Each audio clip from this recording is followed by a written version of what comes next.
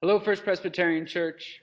This past Sunday, we announced that beginning this coming Sunday, Sunday, June 20th, we will return to one worship service at 10:30 a.m. and no longer require physical distancing either inside or outside the building.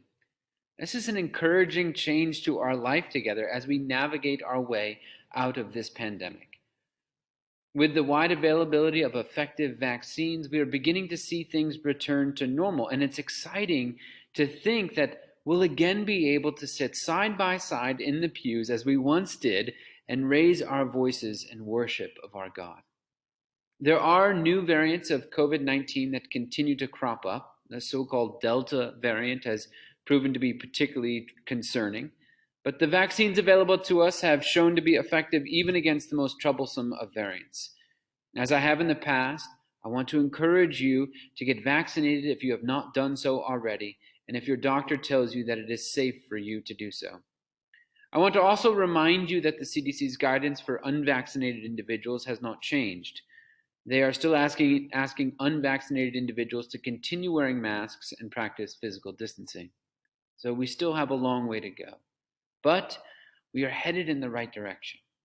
And the COVID Commission believes it's time to return to one service and no longer require physical distancing here at First Presbyterian Church. With this change, we will also be disbanding the COVID Commission that has made the difficult decisions to lead us through this pandemic safely and reasonably.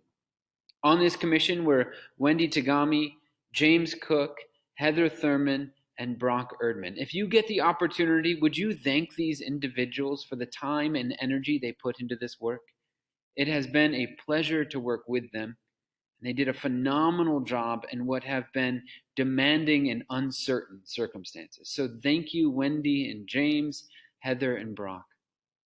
A couple of reminders for you as we make this change to our practice of physical distancing.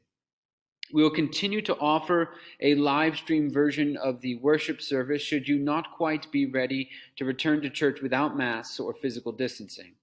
And if you're experiencing COVID symptoms, we do ask you to worship with us from home through this live stream option.